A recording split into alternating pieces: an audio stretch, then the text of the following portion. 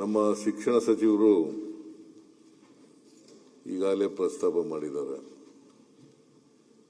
ನಾಳೆಯಿಂದ SSLC ಪರೀಕ್ಷೆ ಪ್ರಾರಂಭ ಆಗ್ತಾ ಇದೆ. ನಾಳೆಯಿಂದ ಪ್ರಾರಂಭ ಆಗಿ ಏಪ್ರಿಲ್ 2ರವರೆಗೂ ನಡೀತಾ ಇದೆ. ನಮ್ಮ ಸರ್ಕಾರ ಬಹಳ ಸುಧಾರಣೆಗಳನ್ನು ತಂದಿದೆ. ಈಗ 3 ಪರೀಕ್ಷೆಗಳನ್ನು ಮಾಡ್ತಾ ಇದ್ದಾರೆ. 1, 2, 3. ಯಾರು ಕೂಡ ಅಧೈರ್ಯ ಪಡಬೇಕಾದಂಥ ಅಗತ್ಯ ಇಲ್ಲ.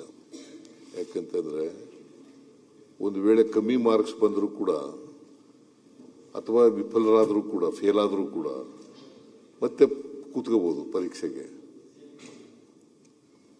2 ಪರೀಕ್ಷೆ 3 ಪರೀಕ್ಷೆಗಳಿರೋದ್ರಿಂದ ಯಾರು ಆತಂಕ ಪಡಬೇಕಾಗಿಲ್ಲ, ಅಧೈರ್ಯ ಪಡಬೇಕಾಗಿಲ್ಲ ಅಂತಕ್ಕಂಥ ಮಾತುಗಳನ್ನು ಹೇಳ್ತಾ ಸುಮಾರು 8,65,988 ವಿದ್ಯಾರ್ಥಿಗಳು ಪರೀಕ್ಷೆಯಲ್ಲಿ ಕೂರ್ತಾ ಇದ್ದಾರೆ.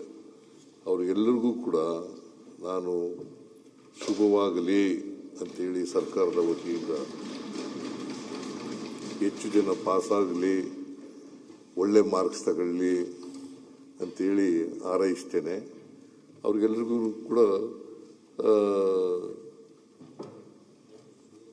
ಬೆಸ್ಟ್ ವಿಶಸ್, ಸರ್ಕಾರದ ವತಿಯಿಂದ ಬೆಸ್ಟ್ ವಿಶಸ್ನ ಹೇಳಲಿಕ್ಕೆ ಬಯಸ್ತೇನೆ. ಎಲ್ಲಿಯಪ್ಪ ಇದು ಮುಗಿಲಿ?